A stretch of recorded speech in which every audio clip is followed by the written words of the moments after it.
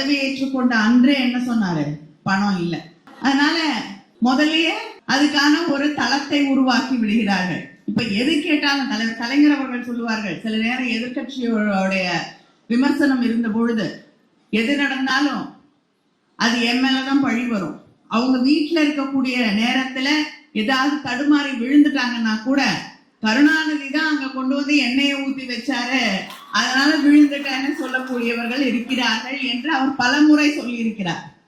இன்னைக்கு ஆட்சி அப்படித்தான் நடந்துகிட்டு இருக்கு.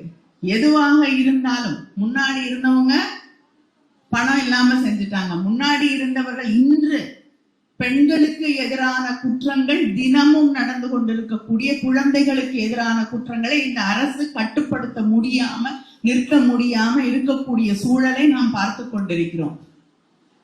இன்னைக்கு நடக்கக்கூடிய குற்றங்களை பற்றி கேட்டால் அதுவும் திமுக ஆட்சியிலே அவர்கள் தவறவிட்டதனால் நடந்து கொண்டிருக்கிறது. எப்படி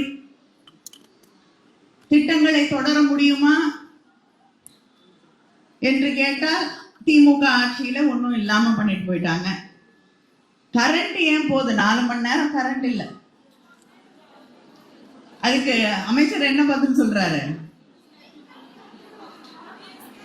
ஃபியூஸ் எடுத்துட்டு போயிடுறாங்களாம். இப்படி எதற்கு எடுத்தாலும் நம்மை குறை சொல்லக்கூடிய அதை ஒண்ணுதான் அவங்களுக்கு தெரிஞ்ச பதில்.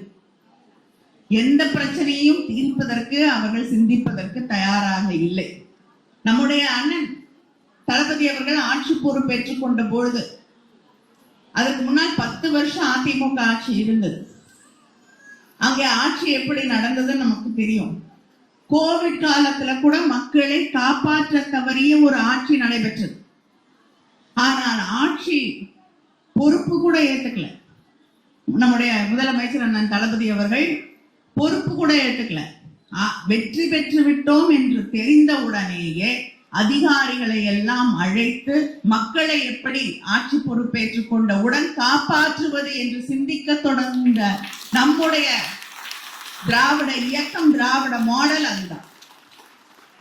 ஆனா இன்னைக்கு ஆட்சி பொறுப்புக்கு வந்த பிறகு பொறுப்பில்லாமல் பேசிக் கொண்டிருக்கக்கூடிய ஒரு சூழலை நாம் பார்த்து கொண்டிருக்கிறோம்.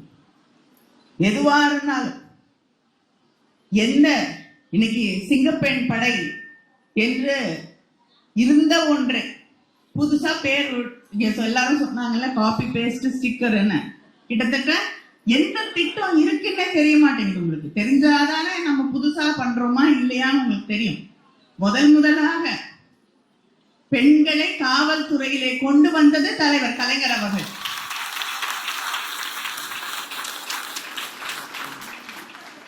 பெண்கள் பாதுகாப்புக்காக ஒரு தனியாக பிரிவை உருவாக்கியது நம்முடைய ஆட்சியிலே, திராவிட முன்னேற்ற கழக ஆட்சியிலே நம்முடைய அண்ணன் தளபதி அவர்கள். இன்னைக்கு புதுசா பேரு கொடுத்து யூனிஃபார்ம் கொடுத்தீங்கன்னா அது புது திட்டமா மாறிடுமா? ஆனா சரி பரவாயில்ல, நீங்க என்ன வேணாலும் பண்ணுங்க, அதை பத்தி எந்த பிரச்சனையும் கிடையாது. நீங்க புதுசா பேர் வைங்க. ஆனா பெண்களை தயவு செய்து இந்த ஆட்சியிலே அவர்களுக்கு பாதுகாப்பை எதை சொல்லி ஆட்சிக்கு வந்தீங்களோ அதை செய்யுங்க.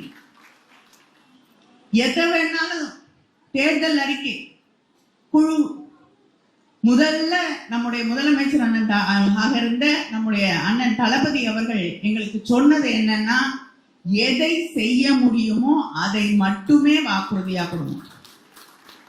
இதை செய்யறோம் அதை செய்யறோம்னு மக்களை ஏமாத்தாதீங்க. நாம நினைச்சிருந்தா கூட எதை வேணாலும் சொல்லியிருக்க முடியும். ஆனால் எதை செய்ய முடியுமோ அது மட்டுமே திராவிட முன்னேற்ற கழகத்தின் தேர்தல் அறிக்கையிலே இருந்தது. ஆனா இன்னைக்கு ஆட்சி பொறுப்புல இருக்கக்கூடியவர்கள் எதோ சொன்னாங்க. 6 சிலிண்டர் காத்துட்டு இருக்கீங்கல்ல, இன்னைக்கு 1 சிலிண்டர் கிடைக்கிறதே பெரிய கனவாக மாறிக்கொண்டிருக்கக்கூடிய சூழலிலே 6 சிலிண்டர் வரும்.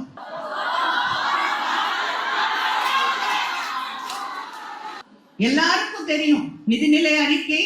ஒவ்வொரு முறையும் நிதிநிலை அறிக்கை தாக்கல் செய்யப்படும் போது நிதிநிலை என்னன்னு அமைச்சர்கள் தெளிவாக எடுத்து வைக்கிறார்கள். ஆனா அதெல்லாம் பார்த்துட்டு இல்லைன்னா பார்க்க மறந்துட்டாங்கன்னு தெரியல.